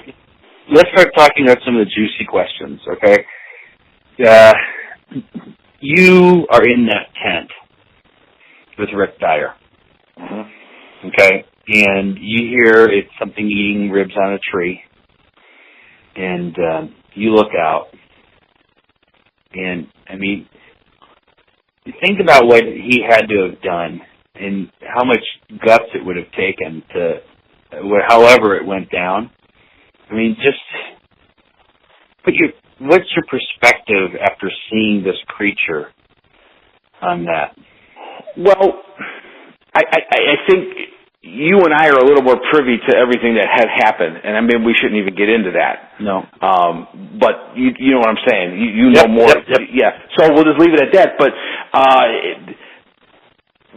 what do? You're hired by a company to search for Sasquatch, find it, and in all measures get it to prove to the world. So in this respect, I mean, he didn't go out. He went out there with cameras, but he also went out with a gun, and because that was his obligation. And the people he worked for, who now I know a little more who he's worked for, which I didn't know until just this recent trip. And I understand his position, and the whole events of everything. So, but he's still a human. I mean, he's got a balls the size of bowling balls down there. I mean, it'd take a lot of guts to do, wouldn't it? Well, here's a guy that lived in Russia. It took his whole family out there. I mean, you got to have balls just to do that. So, I mean, I guess you look at the whole person in general. He would do it again tomorrow if he had to, And I don't know if that's a good thing or a bad thing, but I mean, what I saw and what he proved that he said he was going to do for me, I mean, my hat off to him. I don't know what to say. I mean, he did it. He did it. He did it what everybody said they were going to do. Everyone says, I'm going to do this. They don't do it. He did it.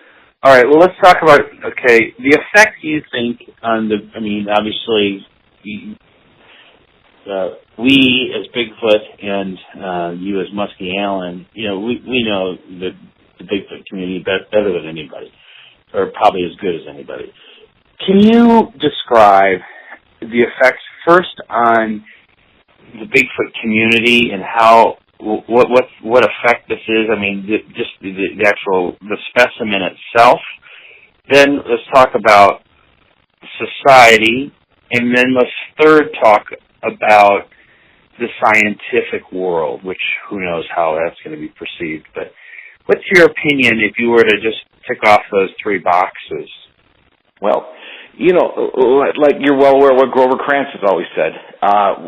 We need to shoot a Bigfoot, and he was very steadfast on saying, and he told the world that we need to kill one. He said it on when he was with Roger Patterson in 1970 on the Joey Bishop show. Grover Krantz was a guest with Roger Patterson, and he told Joey Bishop, we need to shoot one. And this went against what Roger Patterson supposedly told Bob Gimlin the day before, we aren't going to shoot one. So maybe at that point he had regrets that he should have, because maybe we wouldn't be having this conversation right now either. It's good for science, and I learned a lot. I know nothing physically on a molecular level with this Bigfoot. I don't know what science procedures have already been. I'm sure this, and I know why it hasn't been yet, because there's a big rights to ownership of this, and that's why people always say, why isn't the scientists, why is the universities or the museums have this? This because they can't right now, and it's not that simple. That day is going to come. That day is going to come, but it just can't happen right now. But it's going to help. You can't protect something unless you prove it exists. Yeah. We haven't proved it existed yet. This will come forward. I can assure you, this will come forward. It's not going to happen next week. It's not going to happen in the next couple of months, but it's going to happen. And what I've seen is what's going to make it happen. And I don't know how much, but it's going to help. It's going to help everybody. All those people, I seen a comment today. One gentleman said that I had a sighting and I've been looking for the same creature for 4 or 5 years, and I started doubting that maybe I didn't see what I thought I seen. But if we can prove that Rick Dyer really did shoot one, I'm going back out there and validate what I believe I saw. So this is going to bring a lot more people out there to say, hey, they are out there, and I can say they are out there. I'm sure this isn't the last one out there that's now sitting on a table. Well, we're sure that there's at least one in northern Minnesota, and considering the distance, most likely two. Mm-hmm. And then at least that we know of, and then at least one in northwest Washington. So we know there's a few more left. Let's just. I might want to say too something real quickly. It's interesting too, because as you try to process everything after you see this, one thing I was saying to myself was, is what I saw a Sasquatch? Is this what people have been seeing? Was this a Sasquatch? that I'm looking at. I don't know how, I can't debate myself, but yeah, it was. But I question that, and it's funny what your mind does when you look at something and you walk away from it. Was what I seen really the creature of mystery? Was that it? And right at this point, I have to say, yeah, it was it, and that's what's out there. And hopefully this will work for everybody to study it more, on a scientific level, a real scientific level. Okay, now. Yeah, no, absolutely. It's going to go down theoretical science. Of course, Jeff and I wrote a book, basically theorizing, and this is before this event all happened, and we're just trying to say, how does the world make infinitely more sense? Kind of like when Galileo, saw that swinging lamp, and he basically realized there's a pendulum, and he tried to figure out how the world made more sense. Of course, he realized that the Earth was circling the sun. And that's kind of how he figured, he rationalized spinning planets and all that, which seemed sacrilegious back then. So in the same way, we kind of went forward and said, well, how does the world make infinitely more sense? And there would be a Bigfoot in Texas, Minnesota, California, Alaska, Florida, yet be so much strategically smarter. And can you just comment a little bit? Do you think it's our theory? I don't want you to endorse it or anything, but do you think it's even feasible or possible? And maybe you need to think about it more. It's once you realize and validate it as reality, you have to look at what people have been talking about. And I'll be honest with you. Your book is simple. Like you said before, if you just look at the pictures and read the captions, you pretty much catch about 80% of the book. Right. I guess now that you can look back at this thing and say, okay, again, science is really going to have to prove it's still a theory. It's still a theory. Does it make more sense? I mean, it makes a lot more sense today than it did a week ago. I'll tell you that. I don't know how else better to sum it up. They're out there. They live, and you can't validate a book when you say they don't exist. So your book is crap, and that's what I did. And I got to tell you right now too, with I gave a lot of people a hell of a time. I was reading on a crypto page a couple days ago that this Musky was the reason why I stopped commenting, because he would relentlessly pound me. He says I just couldn't take him no more. He would not stop. He would just relentlessly attack me and pound. And okay, do I owe an apology? This is part of the plane ride home. I have really discredited a lot of people, and you got the whole thing. You're going to eat crow. Yeah, I eat crow to a level. I will have to eat crow to a certain level, but I'm man enough to say that if you guys, if I hit you hard and I was punching you up and beating you up and slapping you around, you got to look at my point of view. I was a skeptic. I'd never seen a Bigfoot till now. You didn't have what we had some information you didn't have. I think we did a pretty good job of putting up with you and for a long period of years actually. And and you're right. But I also have people that send me private messages and say, I was always on the fence of what I believe and what I thought of, even with these people that never had witnessed. But you made sense, and I'm leaning. I've always leaned your direction, so that the hard time I gave you, I respect you, and when you talk, and it makes sense. So it wasn't always about Bigfoot. It was about analyzing evidence. You got to look at evidence at every angle. You have to weigh out all the plausible scenarios before you make your judgment call on it. And you know that a lot of people don't. If they believe in it, they assume it, and then they validate it. And that's not how you do science. So at one level, maybe I got other people thinking this is the way you're supposed to look at it. Don't assume, to look at it in a scientific. So maybe I did help a lot of people, but I guess I owe an apology to a lot of people. And and I've always said this, I don't debate witnesses. I never will debate and argue a guy that's had a witness. I'll argue the facts around his witness claim. Right. And what he's seen, and I can give up plausible answers and alternatives to it. But I never tell somebody, you didn't see a Bigfoot.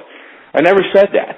I defy anybody to go back and find it and say an eyewitness where I said, you're wrong. I always gave a reason what else it could have been. And that's how a good skeptic will debate. Yeah, no, that's right. And you know, our book is written from a skeptical point of view, and we've tried to adhere to a set of rules with authentications, and always try to, you know, back it up and go through different things. Okay, well, this is an odd question, and do you think that this creature has any paranormal ability at all, or is it just a flesh and blood creature that has been specifically designed to run through the forest, this and that? I mean, do you think it has any paranormal abilities? No, this thing is just flesh and blood. It survives, it eats, it poops, it pisses. You know, there's no antennas coming out the top of its head. This is a creature that's lived and survived. How it does, you probably know better. But no, there's nothing paranormal about this. No antennas coming out of its head. Yeah, and I think we're going to probably have to do another follow-up, you know, because people will probably have questions and stuff like that. Obviously, we didn't talk about the private parts and stuff like that. And I think that's okay. It's a family show. And is there anything that you can think of now, either Jeff or Musky, I know Jeff's been taking notes the entire time, that you can think of that you didn't want to say, or that we want to take back? I mean, you know, really quick too, because the only reason I'm saying this is because what I've read, that how I've always defended Rick, and I'm his buddy, I'm his friend. I think I should take a second or two to just elaborate on that. Sure. One, when the 10th video was first released, and you're probably the best witnesses, I was the biggest critic on it from the get-go. As a matter of fact, absolutely. I was bringing up information that nobody was talking about. Who originally did the 2008 Biscotti hoax, and I was bringing in some, I don't even want to say the names, but if you go back and read it, I'll throw some names out there. I was the biggest critic at all, and I was telling everybody that Rick, this is a hoax, just look at his history, and 50%, if not 80% of the people who were commenting didn't even know about the 2008 Georgia hoax. Very few people, and then they were starting uploading information and whatnot. Anyways, then they said, well, if you look at Musky, he friended Rick Dyer, the guy who was bashing, he's now friend, and he's never commented again. Well, I got to clear that up. I friended him because he was asking me information about some names I was putting out. And I didn't want to do it on the comic post. I wanted to do it privately with him. So I friended him so I could communicate with him. Just to clear that up, I did it so I could communicate because I didn't want to post names out there that he was asking for. That's why I friended him. And I came back and said, listen, that's a 2-second video and a 10th video. There's just not enough evidence there for me to weigh out, other than the fact that I don't believe in Bigfoot, so I'd have to say the videos are fake. Yeah. And that was about, and I didn't argue it anymore because there was really nothing to argue. Yeah, you know, we don't believe in Bigfoot either. Actually, I mean, it either exists or it doesn't exist, and the facts are there or it doesn't exist. You know, I remember when the Australian film crew asked, they were going through questions. They were asked John Green, who is a great guy. I mean, you just cannot ask for a more stately man. And they said, well, at the very last question is they were going to say, yes, John Green, he's dedicated his life to it. He says, do you believe in Bigfoot? And I go, I wouldn't ask that question. That's dumb, because it's insulting. It's not right. It's not like, do you believe in Santa Claus? It's just not what this is about. It's not. It's about something different. Right. And you know, and again, this whole thing, why I came out there is because I called his show when he was talking about this, and he put the challenge out to me. And he said, come out the next day. Well, I couldn't come out the next day because when I found out the whole logistics of all this, when I talked to him privately, I said, hey, I'm going to call you out on this. You just couldn't jump out there and go do it. We wouldn't have made it happen. There was a huge process to make this ordeal happen. And I don't even know if we even did it all right, but it got through. And so that's why I took this big delay. Am I friends with Rick? No. Did I spend time with him in Las Vegas? He's a nice guy. And honestly, at this point, other than the 2008 Georgia hoax that he confronted as far as hoaxing Bigfoot evidence or a body, he's a straight-up shooter. And he says he killed a Sasquatch, and I've seen it. So I don't know I can't discredit him. Can I say that's the same creature in the tent video? Based on what I've seen, and the tent video he says is real, I'd have to say yes. Okay. Could I? Go ahead. Yeah, no, so there's the last two. I think we should probably wrap it up because there's people wondering where it is. And so we'll probably have to do a follow up too because I still have about 10 questions. But the last two, and Jeff, if you have any here, these last two I have. Number one, do you think that people have said Rick Dyer's checkered past or whatever? Do you think that with this thing he's redeemed himself? There's still the research community or whatever. I believe he has. Probably not right now until everybody. And I've been put in the same position that I put a lot of people in when they said they've seen a Bigfoot, or whatever. I say, show me the evidence. Well, you know something? Here I am, full circle, telling people I've seen a Bigfoot. What are they going to tell me? Show me the evidence. I don't have it. I can't. But you're willing to put your substantial reputation over the many years. Right. That's just it. But I put people in a situation saying, hey, show me the evidence. Don't tell me what you show me the evidence. Well, I'm going to get the same thing because now I'm that witness, and they're going to ask me to show the evidence. Would I put myself out there? No. I came to the conclusion that you got to man up. You got to man up. Am I still a skeptic? Yes. Can I debate the existence of Sasquatch? No. That's it. That's my new attitude. I can't debate the existence of Sasquatch because they exist. Will I still debate the evidence? Absolutely. I don't believe and you have to do it. Yeah. All right. Well, I'm going to go through. The last thing is, of course, we have we're selecting the Bigfoot Field Researcher of the Year, and it has to do with YouTube comments, YouTube videos. Has to do with the views in those videos. It has to do with Facebook comments. It has to do with the thousands of emails that the site gets. And, and then just general analysis of what's going on. And, of course, there's, Matt Moneymaker, the founder of PSLO. He has a video that came out this year. It's not very good. It's in New Mexico, and, generates up to the 3.5-mile trackway. Then we have Rick Dyer with the tent camper video. So just the tent camper video only, not this.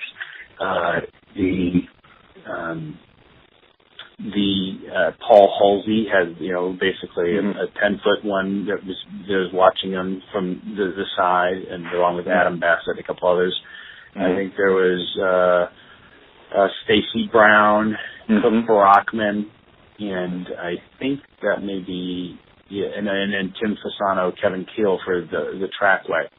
I think you're familiar with the list. You're familiar with all. Yes, I am. I actually talked to Stacy Brown about this on a show. So, I'm very familiar with that, and his father. I'm very familiar with them all, The question I guess we'd ask is, if you had to just pick one for 2012, which one would you pick? Who'd you get your vote? This goes hands down. Rick Dyer, hands down. I mean, he produced what he said he did. The 10th video, people said it speaks for itself, and to a point it does. But we also have to say that he's saying there's more coming, and I have to believe him. But as far as what's out there on the list right now, I'd have to say Rick Dyer, and what I've seen speaks for itself. So unless they can produce something even on a fractional level, what Rick Dyer has produced, I'd have to say it's hands down him. He definitely did what he did. All right. Well, all right. Someone's beeping in. All right. Well, let's just hold on here a second and just hold on a second. You guys talk amongst yourself. I just lost them. All right. So I guess let's just finish up here. And Jeff, any other comments or thoughts? No, I just enjoyed the conversation. Like I said, I'm taking notes, and I'm sure we'll do a follow-up to this one, but nothing else on my end. All right. Well, so why don't you just send us the thing, and I'm going to produce the short one and and put that up, and then Musky, you still want to see the finished copy? No. Just go ahead and do what you got to do. Yeah, just go ahead and put it up. I was, we talked earlier on that, but no. This is really about his personal redemption. I mean, I don't think he's not for the Bigfoot. He's not trying to redeem the Bigfoot community. He's not trying to do anything like that. And I was close, like within 10 feet of one after Jeff had left. And it was right there. And I mean, I've never been so scared in my entire life. And I know there's no way I could have pulled the trigger. No way. I was petrified. I couldn't move my arms, like I was just... But you were also by yourself, though, too. Yeah, that's true. That's your strength in numbers, and that says a lot, so...